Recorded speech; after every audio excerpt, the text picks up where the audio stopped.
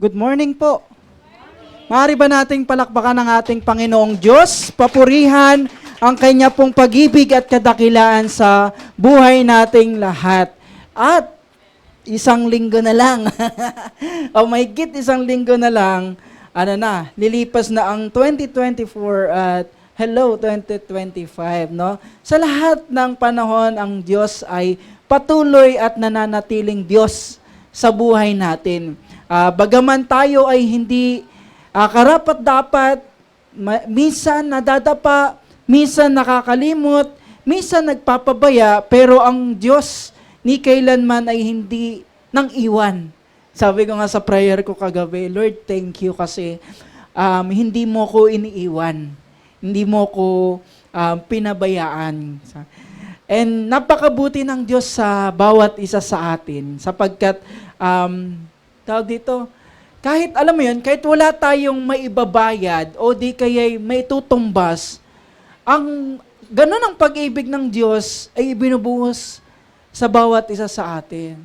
So sa isang taon na ito mga kapatid, kung paano po tayo nagpasalamat sa Diyos sa isang tawag dito, sa isang taon na ating tinanggap sa Kanya, muli natin siyang at patuloy natin siyang papurihan, mga kapatid, sa buhay po natin, kahit na sa mga susunod na panahon po. So tayo pong lahat, mga kapatid, anyayahan ko po na sama-samang manalangin.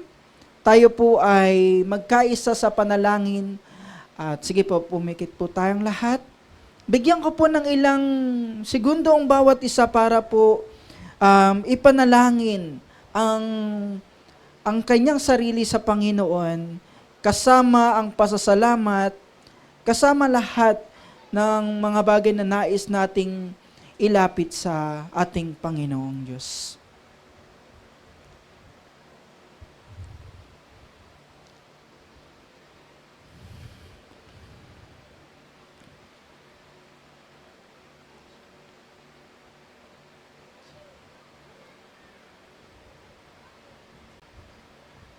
Dakilang Diyos, Ama namin, maraming salamat po, Panginoon, at muli mo kaming pinahintulutan upang papurihan at sambahin ka. Muli nyo kaming pinagkalooban ng pagkakataon at sa oras na ito, Panginoon, ay dakilain ang inyo pong kaluwalhatian, ang inyong kagandahan, ang inyong pag-ibig, ang lahat ng ibinibigay at lahat ng nasa sa inyo, Panginoon. Purihin ang pangalan po ninyo mula noon hanggang ngayon at magpakailanman, O Diyos. Tunay at nararapat kang papurihan at pasalamatan. Patuloy niyo po, O Diyos, ay tanim sa aming puso at isip ang pagdakila sa inyong pangalan. Patuloy niyo pong itanim sa aming puso, Panginoon, na palagi ka naming hanapin sa buhay at tignan ang mga lakad na nais nyo pong aming lakaran. Patuloy namin, Panginoon, maitaas ang inyong pag-ibig sa bawat isa at ang biyaya. At ang dalangin namin din sa oras na ito, O Diyos, ang mga salita mo po ang siyang magpaunawa sa amin ng buhay na nasa inyo. Ang buhay na nakaangkla sa inyo, ang buhay, Panginoon, ng may pag-asa, at buhay na ang layunin ay kasama at sumunod sa inyong mga yapak. Salamat po sa pagkakataong ito at paging dapatin nyo kami, Panginoon. At sa pagtanggap namin ng salita mo, paging dapatin mo po ang puso at isip namin na panahanan ng lahat ng ito. Salamat po, O Diyos, sa pagkakataong ito sa ngalan ng aming Panginoong Hesus. Ito pong aming dalangin. Amen. So good morning pong ulit, mga kapatid. Batiin niyo po ang inyong mga katabi ng magandang umaga. Tayo naman ay magbatian sa pangalan ng ating Panginoon. At sa biyaya nga ng Panginoon, mga kapatid, muli po tayo nagkandaupang palad. Ayan, nagkakita-kitan. Daupang palad, yan. At nagsama-sama para purihin ang ating Panginoon. Ano man yung nakalipas, pahintulutan ng Panginoon sa puso natin na lumipas na rin, makalimutan, mapatawad kung ang sino man mapapatawad, magmahalan kung sino man ang dapat mahalin, or sinabi ng kasulatan, lahat ay pagkalooban ng pag-ibig. Sapagkat sa umagang ito, mga kapatid, gugunitain natin muli ginugunitan natin muli ang pagdating ng ating Panginoong Diyos. So maraming sangkap Ang pagdating niyang ito'y nandoon yung pag-ibig ng Diyos, nandoon yung kanyang pagliligtas, nandoon yung kanyang sakripisyo, nandoon din makikita natin yung kaawa-awang kalalagayan natin. At sa ganun din paraan, mga kapatid, nandoon din ang pagkilos ng ating Panginoon mula sa sabsaban hanggang sa trono ng ating makapangyarihang Diyos. Ika nga daw ng isang larawan na aking nakita, first king bed size. Yung unang bed size king bed size na higaan, which is yung sabsaban. Yun yung isa sa nakita ko na post, which means, mga kapatid, ibig sabihin ay sa lugar na iyon o sa sabsaban na iyon, ipinanganak ang ating Panginoong Diyos. So kanina, pinatong ko yan pinaaral o pinatuto sa atin ng Panginoon ang glorious, di ba, ng pagdating ng ating Panginoong Diyos. Especially sa iba't ibang pamamaraan di ba? nandoon yung tawag dito, kahit nga yung bituin, pero mo paano magbibigay ng tanda ayon. Ganon din sa Daniel chapter 9, binahagi ng kasulatan na mayroong takdang araw ang pagdating ng ating Panginoon o ating tagapagligtas.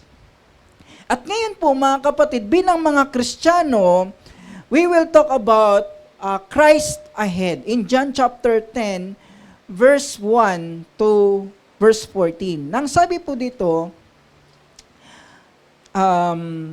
basahin ko po at buksan po natin ang ating mga Biblia. Sabi ng kasulatan sa Tagalog Popular Version, o sa ibang salin ay mabuting balita, tandaan ninyo, ang pumapasok sa kulungan ng mga tupa nang hindi sa pinto nagdaraan, kundi umaakyat sa di dapat pagdaanan, ay magnanakaw at tulisan. Ngunit ang nagdaraan sa pintuan ay siyang pastol ng mga tupa, pinapapasok siya ng bahay pinto at pinakikinggan ng mga tupa ang kanyang tinig. Tinatawag niya ang kanyang mga tupa sa kani-kanilang pangalan at inilalabas sa kulungan. Kapag ninailabas na, siya'y nangunguna sa kanila at sumusunod naman ang mga tupa sapagkat nakikilala nila ang kanyang tinig. Hindi sila sumusunod sa iba, bagkus pangay patakbong lumalayo sapagkat hindi nila nakikilala ang kanyang tinig. Sinabi ni Jesus ang talahinagang ito, ngunit hindi nila naunawaan ang ibig sabihin. Kaya't muli sinabi ni Jesus, tandaan ninyo, ako ang pintuang dinaraanan ng mga tupa, ang mga nauna sa akin ay magnanakaw at mga tulisan, ngunit hindi sila pinakinggan ng mga tupa. Ako ang pintuan, sabi ng Panginoon, ang sino mang pumapasok sa pamamagitan ko'y maliligtas. Papasok siya at lalabas at makatatagpo ng pastulan. Kaya lamang pupunta rito ang magnanakaw upang magnakaw, pumatay at magwasak. Naparito ako upang ang mga tupay magkaroon ng buhay, isang buhay na ganap at kasiyasiya. Ako ang mabuting pastol, sabi ng ating Panginoon. Iniaalay ng mabuting pastol ang kanyang buhay para sa mga tupa. Ang pahan ay tumatakas kapag nakikitang dumarating ang asong gubat. Iniiwan niya ang mga tupa, palibasa hindi siya pastol at hindi kanya ang mga tupa.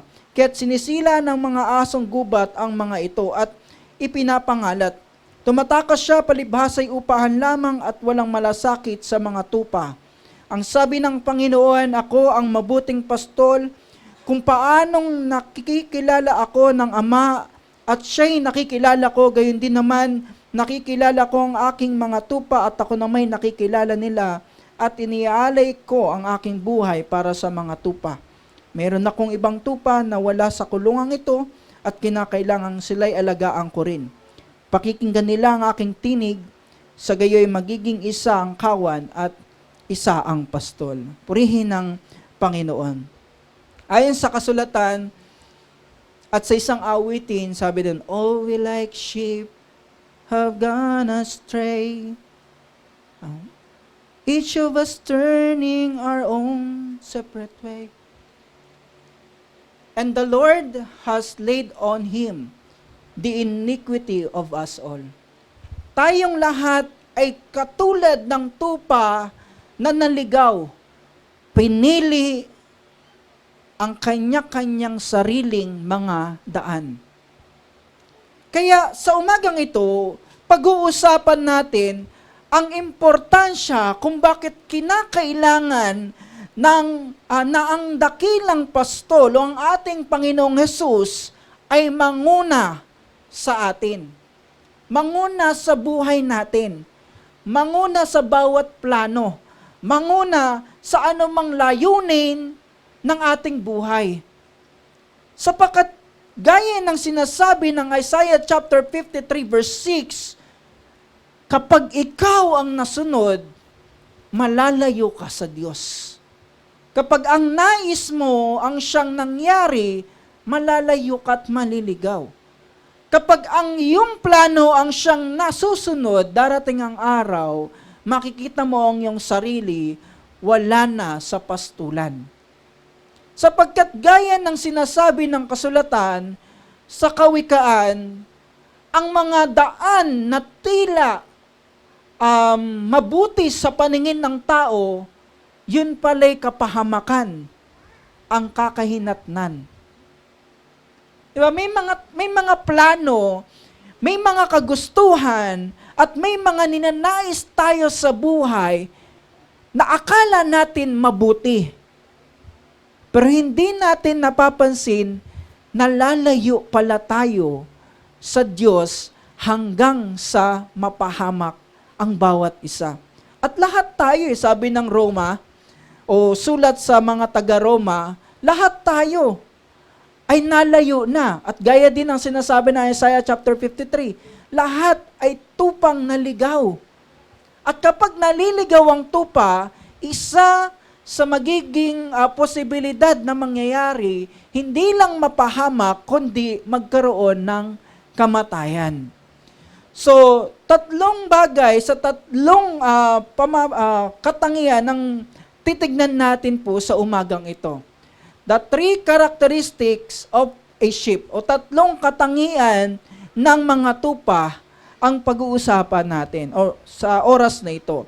Una, sheep are defenseless. So, hindi niya kayang maipagtanggol ang kanyang sarili ni mailigtas ang kanyang sarili. Sa madaling salita, mga kapatid, katulad ng sinasabi ng kasulatan, ang tupa ay parang, sabi nga ng Isaiah chapter 53, kapag dinala yan sa katayan, wala yang piglas. Hindi katulad ng mga ng mga baboy. Kapag dinala mo ang baboy sa katayan, siya po ang mga nakakasaksi dito ng mga baboy na dinadala sa katayan. Sobrang ingay. Hindi ko nga lang maintindihan.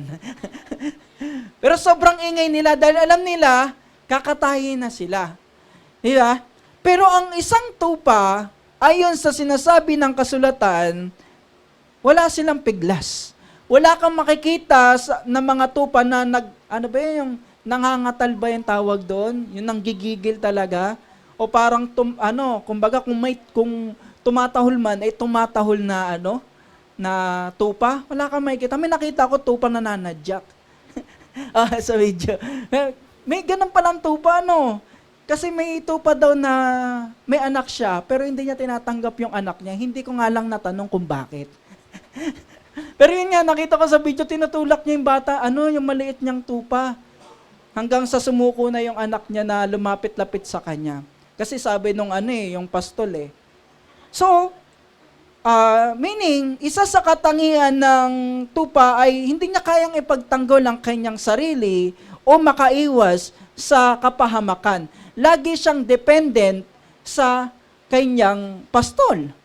Diba? Kung saan siya dalhin, whether mabuti yung pastol niya o hindi, doon siya susunod. Diba?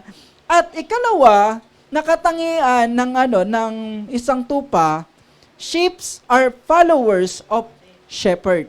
So gaya nga ng sinabi ko mga kapatid, ang isang tupa lagi yang tagasunod ng kanyang pastol. Meron ako nang nakitang isang video, sorry hindi ko siya nailagay. May tatlong taong sumubok. So yung mga tupa nasa pastulan, nanginginain ng mga dahon, tapos sinubukan nung isa tawagin. I think isang babae, tinawag niya yung pastor, sabi, tika, gumaganon yung kala ng mga tupa teka pala yan. So, tinatawag niya. Pero yung mga tupa, nanginginain pa rin. Tuloy pa rin sa pagkain. Tapos, sabi ng mga kasamahan ng babae, wag na ikaw, yung isa naman. So, lumapit yung isa, tinawag din, ganun din ang pagtawag. Tika, ganyan. Tapos, yung pangatlo, babae ulit, tumawag, tinawag niya yung mga tupa sa ganun din paraan, pero hindi rin lumingon. O kahit lumingon nga yung tupa, hindi ginawa eh. Tapos pagkatapos ng tatlong tao na yon, lumapit yung pastol mismo. At tinawag niya yung mga tupa. Pagkarinig ng mga tupa, yung boses ng pastol, tumigil sa panginginain yung tupa. Lumingon dun sa pastol at maya-maya pa lumapit isa-isa. So, ayon sa kasulatan at ayon din sa katangian ng isang tupa, ang bawat tupa ay tagasunod. At hindi niya lamang sinusunod kung sino man ang tumatawag sa kanya. Ang sinusunod niya ay yung mismong pastol niya. Diba?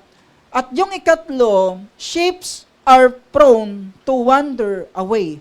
Ang tupa, madalas yan, mas malaki ang tsansa, sabi ko nga kanina, mas malaki ang tsansang maligaw kapag inilabas mo at hindi mo magabayan, malinga ka lang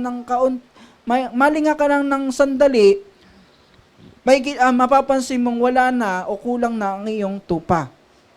Kasi ganon sila ka-prone. Ganon sila sa kalapit na pagkalayo or pagkawalay sa pastol o sa kupunan ng mga tupa. So anong pinupunto mga kapatid? Bilang katangian, kasi ito yung inihalimbawa sa atin ng Panginoon eh. Tayo ay mga tupa. Hindi lamang tayo ay sinabi kasi dito, ang tupa daw ay isang mangmang. Siguro sa magandang o sa tamang paraan, ang tupa ay mas dependent, katong sinasabi ko kanina, mas dependent siya sa kanyang pastol. Ikalawa nga, wala siyang ibang sinusunod o pinakikinggan kundi yung kanyang pastol. At sa madaling salita din, ang buhay ng isang tupa ay nakasalalay sa pangunguna at pagsunod sa kanya ng kanyang pastol. Gaya nga sinabi ni David in Psalms chapter 23, your rod and your staff, they comfort me.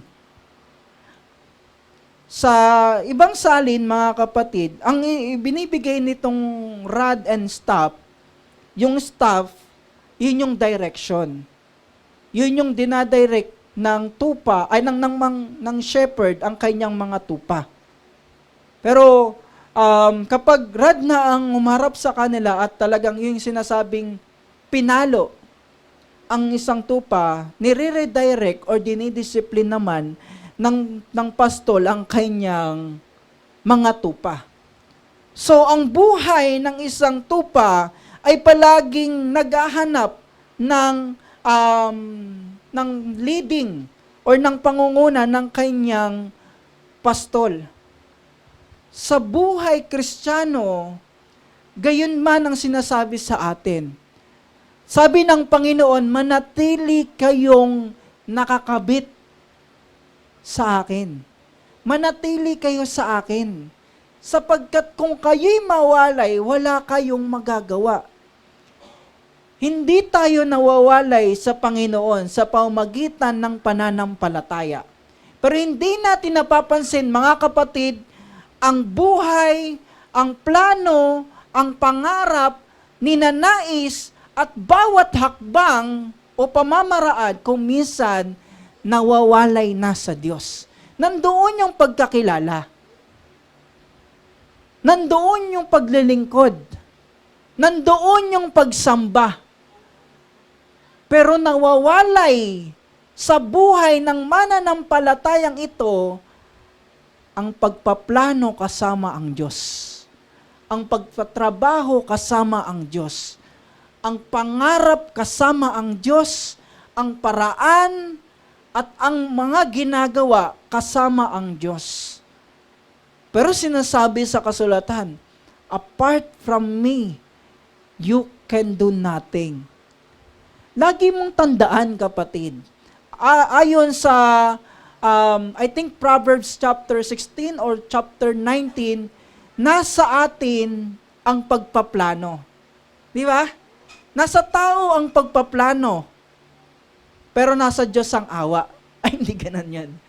Nasa tao ang pagpaplano, pero ang pagtatagumpay ay nasa kamay ng Diyos. So, hindi ka magtatagumpay sa buhay kung sa sariling plano, mga lakad, mga pinapangarap, sa sarili mo lang iniaasa. Never na magtatagumpay ang isang plano. Never na magtatagumpay ang isang Kristiyano apart from the shepherd. And 3 dangers that a sheep may happen or may face. First, when a sheep falls to a wrong hand of a hired man. Kapag ang isang tupa ay may nangalaga sa kanyang upahan. Upahan sa, tawag dito, sa aktual at upahan sa kaisipan. So, nung sinasabi ng John chapter 10 verse 12, sabi po dito mga kapatid, ang upahan ay tumatakas kapag may dumarating na asong gubat. Sige po. Iniiwan niya ang mga tupa, palibhasay hindi siya yung pastol, at hindi kanya ang mga ito. Kaya't sinusunggaban ng asong gubat ang mga ito at binubulabog. Tumatakas siya o yung upahan, palibhasay upahan lamang at walang malasakit sa tupa. Tatlong, yung danger? Pahamakan o. Tatlong kapahamakan ang maaari o posibleng harapin ng mga tupa. At isa dito, kapag maling tao ang nangalaga o tumingin sa kanila. Sabi dito, kapag ang isang upahan ay upahan sa isipan din. Di ba? At isang danger ito, mga kapatid. Sabi nga natin kanina, ang tupa ay umaasa doon sa kanyang pastol. Di ba?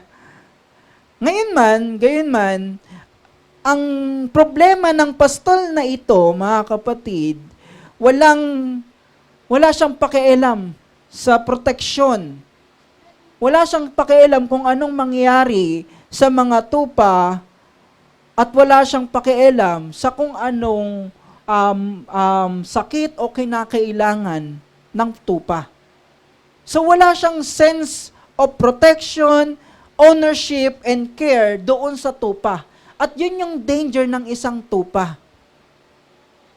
At yun ang danger ng isang iglesia. Kasi all we like sheep. Lahat tayo'y tulad ng mga tupa. At kapag mali ang mga tao na nanguna at nangalaga sa atin, mali ang buhay. Kapag mali kung saan ka dinadala, mali ang magiging pamumuhay.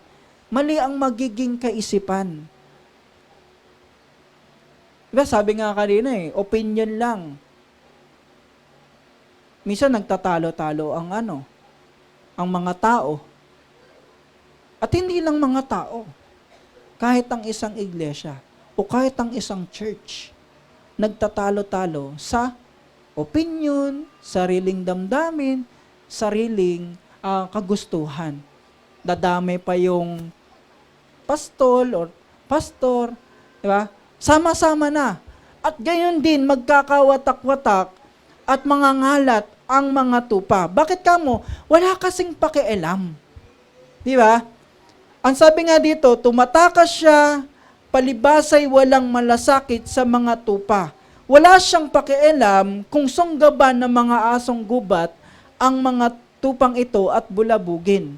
Wala siyang pakialam kung ano yung maramdaman o maranasan ng isang iglesia. Ikalawa, when a sheep devoured by a thief. So sabi ng verse 1, verse 8 and 10, tandaan ninyo, sabi ng Panginoon, ang pumapasok sa kulungan ng mga tupa nang hindi sa pinto nagdaraan, kundi umaakyat sa di dapat pagdaanan ay magnanakaw at tulisan. Sige pa, verse 8. Ang mga nauna sa akin, sabi ng Panginoon, ay mga magnanakaw at mga tulisan. Ngunit, hindi sila pinakikinggan ng mga tupa. Dumarating ang magnanakaw para lamang magnakaw, pumatay, at manira. Diba? Yan ang sinasabi ng kasulatan. Verse 1, verse 8, and verse 10. Na may layunin ng isang tulisan o ang magnanakaw, hindi lamang sa buhay ng mga tupa, kundi nakawin, patayin, at silain. Na sinasabi ng Panginoong Diyos sa atin bilang isang Kristiyano, lalo't higit sa atin na mga kanyang mga tupa na dating naligaw, mga kapatid, kung paano ang isang tupang literal ay hindi nakikinig sa hindi pastol, tayo din naman. Mataim natin mga kapatid, kung sino nga ba dapat ang pinakikinggan at sinusunod natin. Minsan kahit tradisyon, susundin natin. Wala namang masama, ika nga daw nila. Wala namang masama Hindi ka naman mapapano. Oo nga, hindi ka nga mapapano. Pero, may mga kaugalian na hindi ka nga mapapano o masasaktan o mamamasama, pero pinapawalang kabuluhan naman ang pananampalataya ng isang tradisyon o kinaugalian. Diba? So may mga kaugalian, hindi naman po lahat. Kaya lang, sabi ko nga, sa atin, mga kapatid, minsan, ang pinakikinggan natin samot-sari. Mayroong turo ng ganitong reliyon, mayroong turo ng ganitong mga tao. Diba? Pero yung turo ng Panginoon, hindi tayo mas dumidepende. Yung tinig ng Diyos, hindi natin mas binibigyan ng pansin. Kaya ito yung ikatlong danger or kapahamakan na maaaring harapin ng mga tupa. At ang ikatlo, when a sheep wandered by himself, kapag ang isang tupa naligaw na sa kanyang sarili. Sabi ng Ezekiel chapter 34, verse 11, sabi po dito, the Lord God says, I myself will be their shepherd. I will search for my sheep and take care of them. If a sheep is with his sheep, if a shepherd is with his sheep, when they begin to wander away, he will go searching for them. So isa sa nagiging danger or kapahamakan ng isang tupa kapag sarili niya na o yung sarili niyang gusto ang masusunod. Diba? Kaya nga may rod, diba? Your rod and your staff, sabi ni David. Kaya may rod, kasi may mga tupa talagang matigas ang ulo.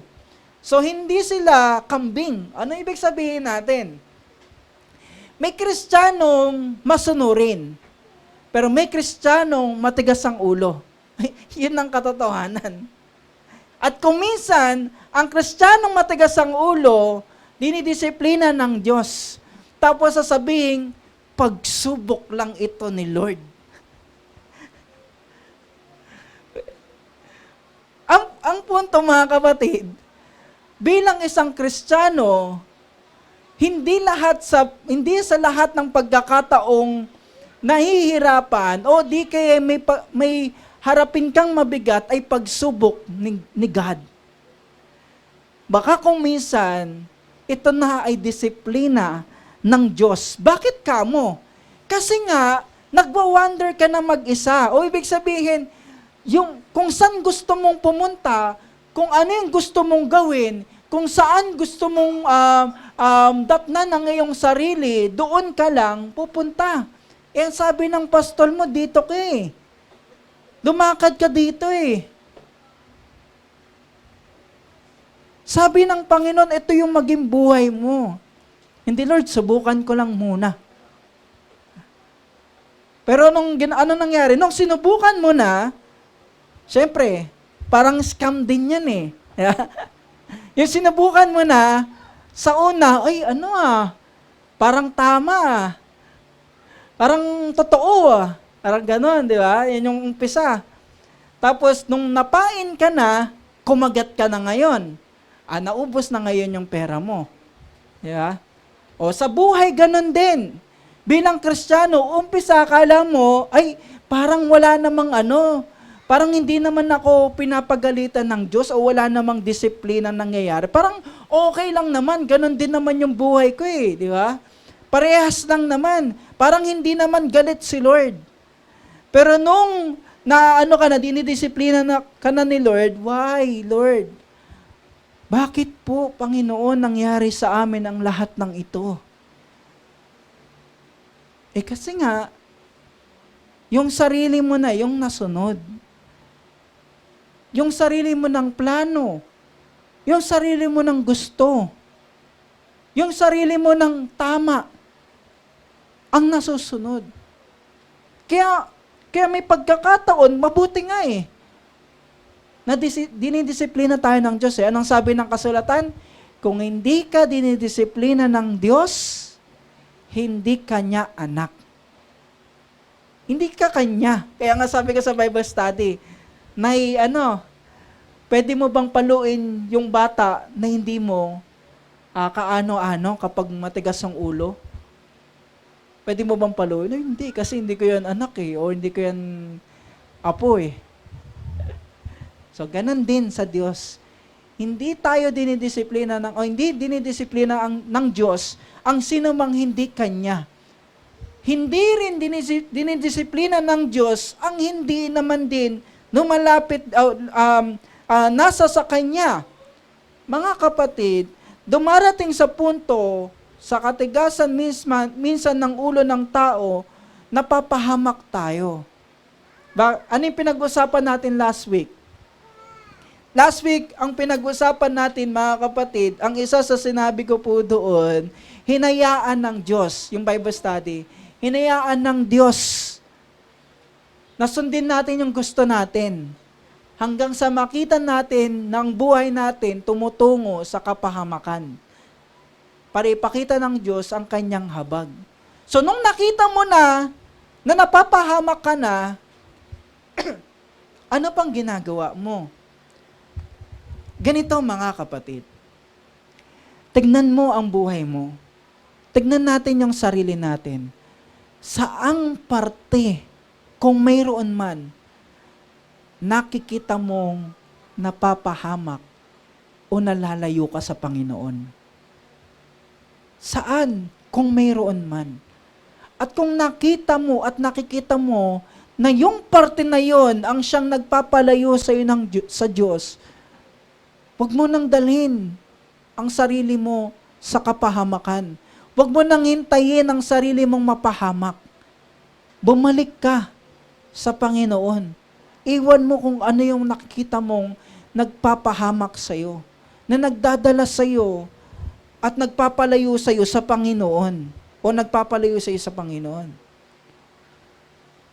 Kasi darating ang puntong pahamak talaga. Hindi ko sinasabi, mga kapatid, na hindi na tayo maliligtas.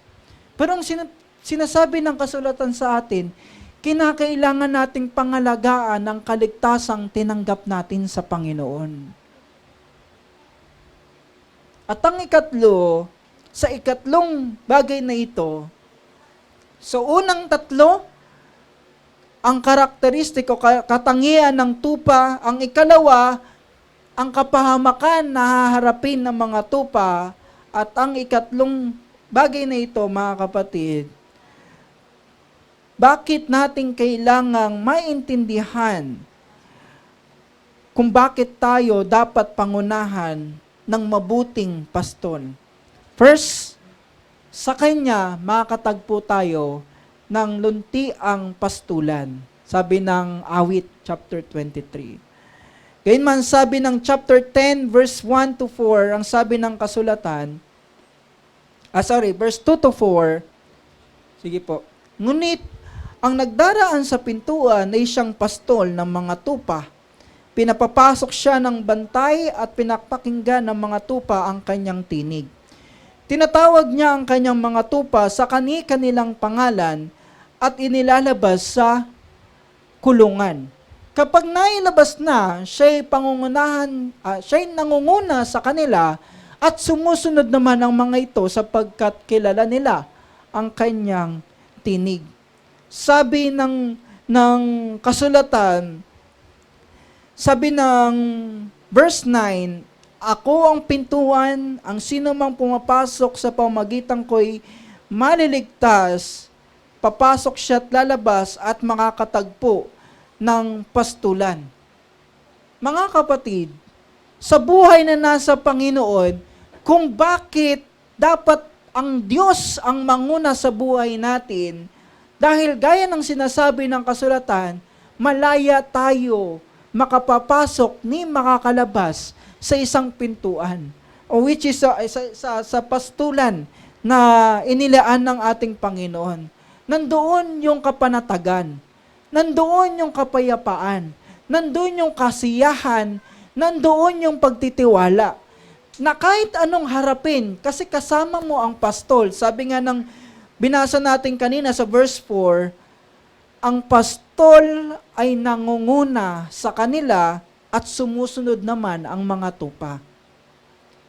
Sa ganoong paraan, kapag ang pastol ang nauna at ikaw ay sumusunod sa pastol, nandoon ang katatagpuan nating kapayapaan sa buhay. Kaya pala kung minsan problemado tayo, kaya pala kung minsan naharap tayo, bumibigat ang buhay.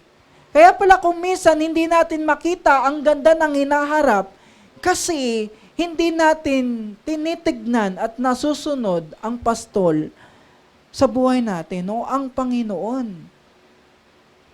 Tignan ninyo kung anong dahilan ng kalungkutan ninyo, mga kapatid. Bakit ka malungkot? Bakit mabigat ang iyong loob? Bakit parang nagkukulang ka ng pag-asa? Tignan mo kung anong dahilan. Kung yan ay sa Panginoon, mabuti yan. Sabi nga ng kasulatan, ang kalungkutang buhat sa Panginoon ay nagliligtas ng buhay. Ngunit ang kalungkutang dahil sa makamundong bagay ay kapahamakan. Ngayon, tignan natin ang ating sarili. Ano ang dahilan ng kalungkutan? Ano ang dahilan ng kabiguan? Ano ang dahilan ng kabigatan sa buhay? Ano ang dahilan ng kawalan ng pag-asa sa hinaharap o kasiyahan para sa kinabukasan? Bakit? Kristiyano ka. May Panginoon ka. Kaya pala, kasi ang ating isip at paningin ay nakatuon sa bagay na wala sa Panginoon. Kaya pala mabigat ang buhay. Kaya pala malungkot. Kaya pala kung minsan ang kinabukasan ay parang panibagong kalungkutan. Kasi hindi tayo nakatingin sa ating mabuting pastol. Di ba sabi nga, lalabas siya at papasok. Sabi ng verse 10, naparito ako upang ang bawat tupa ay magkaroon ng buhay, yung buhay na masaganang lubos. Sabi ng aking Bible dito, ang buhay na ganap at kasiyasiya. Saan matatagpuan? Sa pastol mo. Sa Diyos na nangunguna sa iyo. Sa Panginoon na siyang nasa harap mo. Kaya sabi ng Psalms chapter 23, verse 1 to verse 3, si Yahweh ang aking pastol at hindi ako magkukulang. Pero yan ito yung meditation ni King David. Ang buhay ni David, alam natin, kabi-kabila ang panganib. Pero ang sinabi ni David, ang Panginoon ang aking pastol, at kahit kailan ay hindi ako magkukulang.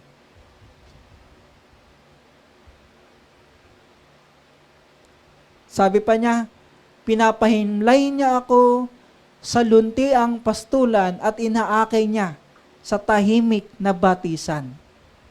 Pinapanumbalik ang aking kalakasan at pinapatnubayan niya sa tamang daan upang aking parangalan ang kanyang pangalan. Tingnan niyo yung relasyon. Parang imaginein mo ang isang pastol na may kasamang isang tupa. Na yung pastol, pinapangain niya yung kanyang tupa, pinapangalagaan niya at pinapainom sa isang batis. Batis kasi sa atin ngayon, bibihira ng malinis eh. Pero noon, lalo na sa bayan ng Israel, pwede yung inumin. So ganun ang ginawa ng Panginoon at bilang pastol. Sabi niya pa, pinapanumbalik ng pastol na ito ang aking lakas at pinapatnubayan sa tamang daan.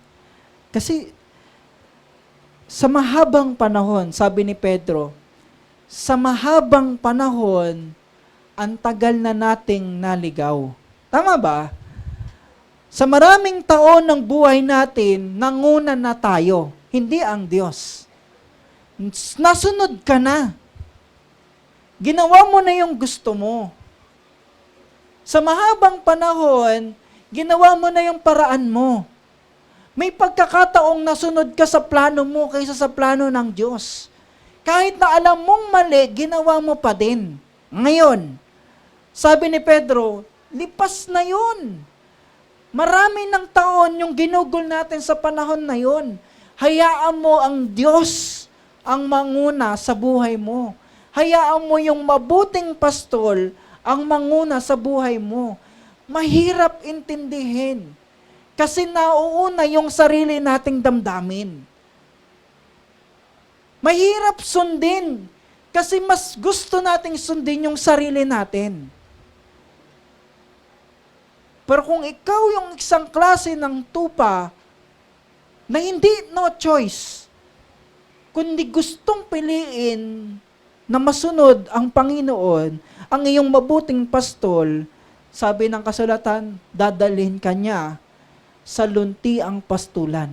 At kapag ikaw ay nasugatan, pagagalingin. Kapag ikaw ay nanghihina, palalakasin ka ng pastol. At kapag ikaw ay naliligaw, papatnubayan ka sa tamang daan, sa tamang isip, sa tamang damdamin, sa tamang pananalita, sa tamang ginagawa, at sa tamang buhay na gusto ng Diyos sa buhay natin. And last one, He is willing to give His life. Kalawa, He is willing to give His life for us. Sabi ng verse 11, ako ang mabuting pastol at iniaalay ng mabuting pastol ang kanyang buhay para sa tupa. This day, mga kapatid, we commemorate or inaalala natin ang kapanganakan, ang kanyang pagdating. At sinasabi din sa oras na ito, ang pastol na nagbigay ng kanyang buhay. Mahirap, no? Parang papansinin natin, may Diyos na nagkatawang tao at nabuhay at namatay. Yung nabuhay ka para lang mamatay. O nagkaroon ka ng katawang lupa para lang mamatay. At hindi para sa sarili, kundi para sa ating lahat. Pero nang sinabi ng kasulatan, ako kasi yung mabuting pastol, naiaalay ko yung buhay ko para sa iyo. Nung nakikita kitang naliligaw, nandito ako para tulungan ka. Nung napahamak ka at nagkaroon ng kamatayan, namatay ako para mabuhay ka. Yan ang mabuting pastol na nangunguna sa buhay natin at dapat mauna sa buhay natin. And last one, in Him we find our identity in Christ. Sabi ng verse 14 to 15, ako nga ang mabuting pastol. Kung paanong kilala ako ng Ama at siya'y kilala ko, gayon din naman, kilala ko ang aking mga tupa at ako na may kilala nila. At iniaalay ko ang aking buhay para sa aking mga tupa. Sabi ng kasulatan, mga kapatid, hindi tayo nakikinig sa hindi natin pastol. Pero sa totoo, sabi ko nga kanina, minsan mas sinusunod natin yung hindi natin pastol kaysa sa pastol. Ano ibig sabihin? Mas sinusunod natin ang ibang tao, ang ibang turo, o ang masama kaysa sa ating mabuting pastol. Pero gaya pa man, mga kapatid, sabi ng kasulatan, kilala ako ng aking pastol, ng aking mga tupa, at kilala ko rin naman sila. Sinusunod nila ako, at nangunguna ako sa kanila. Pero mayroong isang tupa na sa loob ng 5 taon naligaw. Tingnan ninyo ang isang larawan, to aktual. Larawan ng isang tupang naligaw sa loob ng 5 taon. At ang pangalan niya, Alex. Sige po. Di ba yan?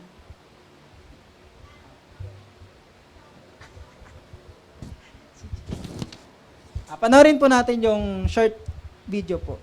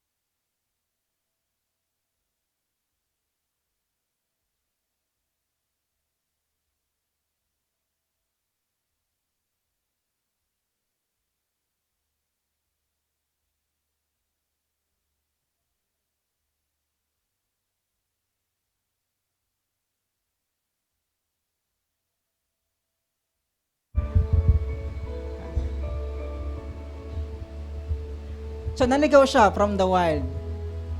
At yung mga fleas, dumapo na doon sa mga kanyang katawan. And encrusted with insect. judging by the length of Alex fleece. Yan, tinatanggal na rin po. Extremely weak. Siyempre, hindi na kumain, hindi pa uminom. And was unable to stand. 88 pounds of heavy fleece, sabi doon. And ang sabi dyan, parang umabot ng maraming oras. Yung wool. Ayan.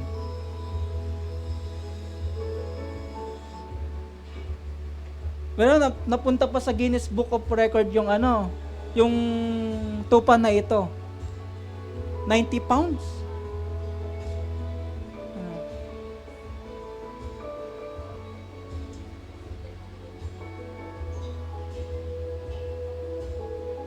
Pagkatapos niyan, so naligaw siya sa loob ng maraming taon, tignan niya naging resulta pa sa kanya. After hours of sharing, ayan na siya. Pero, pagkatapos nun, his legs were still weak and wobbly. And, hindi tayo naniniwala dyan sa laki.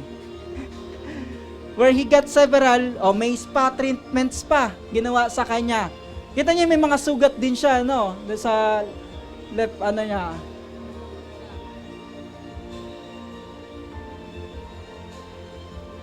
Tapos may, ano ba tawag dyan? Parang alalay. And nearly losing his life and kept fighting for becoming a healthy little guy. So, after a time of recovering, yan na. May strong legs, may panibagong kaibigan, and living a best life. Alex survived against the odds. Yan. So, yan. So, literally, mga kapatid, that's the image and video na napanood natin, the actual footage nung natagpuan nila yung sheep who lost for almost 5 years.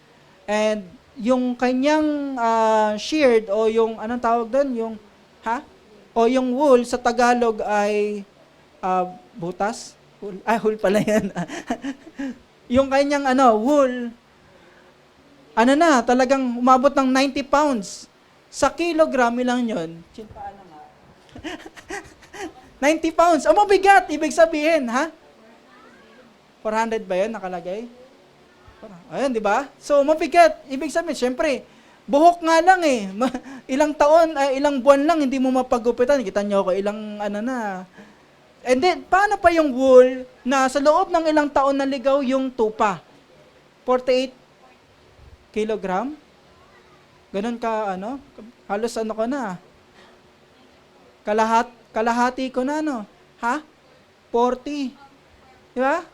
Parang kasing bigat na ng isang tao, yung wool niya. At ibig sabihin, mga kapatid, yun talaga yung kakahinat-latan. At hindi pa nga doon sinabi, kapag natatakpan kapag malago na yung wool niya, natatakpan na yung mukha mata nung sheep. Alam niyo ba, sa ibang bansa, mayroong 1,500 na sheep na napahamak. Bakit ka mo? Kasi, yung mga naunang sheep sa kanila, naligaw. So, nasa sila, pastulan. Nalingat yung pastol, yung mga sheep, papunta doon sa bangin. Yung mga nauuna, puro makakapal yung, wool sa harapan nila, na halos hindi nga makita. Kaya lang, actually, hindi naman lahat ng 1,500 na sheep yung napahamak. 400 yung namatay. Kasi bakit kamo? Yung mga nauunang sheep na may nakatakip sa kanila na wool, natutulak na sila. Nung nakita ng sheep na pabangin na sila, hindi na maka-atras ngayon yung nasa unahan. Yung nasa likuran, natutulak. Bakit kamo? Kasi sumusunod lang sila sa alon kung sino yung nauuna sa kanila Kaya natulak nila yung mga naunang sheep, namatay ngayon. So sabi nga daw, halos 400 yung namatay na sheep. So anong ibig sabihin, mga kapatid? Bilang mga sinasabi ng Panginoon, like sheep, tayo mga kapatid, makikita natin na hindi talaga mangyayari sa buhay natin na malalayo tayo sa Diyos, tapos magiging maganda ang buhay. Never po. Kahit saan natin tignan, sa buhay na lang natin nung mga nauna. Pero ngayon nasa pastulan na tayo. Ngayon pinapangunahan na tayo ng Panginoon. Ngayon pa ba titigas yung ulo natin? Ngayon pa ba tayo susuway? Sabi nga ni Peter, tapos na yun yung nakaraan mo na pinagsisihan mo na ngayon dapat kinakahiya mo. Ngayon ang sabi ng Panginoon sa atin, sumunod na tayo sa Kanya. Hindi lamang sa taon na ito tawag dito, tapos na, kundi sa susunod na taon. At sa mga susunod pang maraming taon. Sabi ng Panginoon, I call them by their name. Sabi ng isang kataga na nabasa ko, the devil calls you by your sin, but the good shepherd calls you by your name. Ang masama, lagi kanyang sinasabing ito yung kasalanan mo. Hindi ka nakarapat-dapat. Masamang tao ka. Hindi ka na makakabalik. Kasi ito ka Yan ang devil. Pero ang mabuting pastol, ang pastol ng buhay natin, na siyang mula sa langit at bumaba sa lupa, na ibinigay ang kanyang buhay at nabuhay ng muli para sa atin, siya na ngayon ang dapat nauuna sa buhay natin. At siya dapat ang nasusunod natin, mga kapatid. Di ba? If you find yourself, mga kapatid, wandered away, follow the shepherd. Kung nakikita mong naliligaw tayo, na may parte ng buhay nating hindi talaga na gusto ng Panginoon, sundin mo ang sinasabi ng pastol mo. Walang strategy, walang ibang paraan.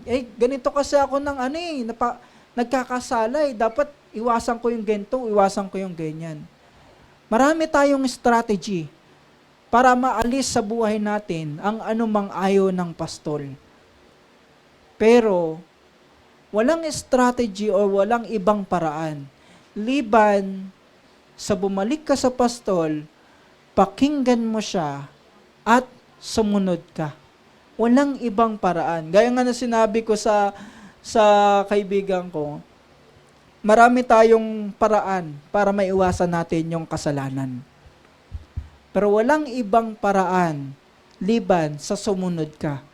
Pag sinabi ng Diyos, wag. Pag sinabi ng Diyos dito. Kapag sinabi ng Diyos ito. Hindi bilang sinasabi nilang sunod-sunuran o puppet, kundi bilang isang mabuting pastol, alam nating na dumidepende tayo sa Kanya. So walang ibang mangunguna sa buhay natin ngayong taon o sa susunod pang mga taon, kundi ang ating Panginoong Diyos. Sana po ang bawat isa'y napaalalahanan ng Kanyang mga salita at muli nating pinaalala sa ating buhay na ang buhay natin, mga kapatid, ay dapat napangunahan ng ating Panginoong Diyos. So, tingnan natin ang ating sarili at iharap natin ang ating sarili sa ating Panginoon. At ang pastol ang magsasabing, ito ang dapat mong gawin, ito ang dapat na buhay mo, at dito ka dapat lumakad.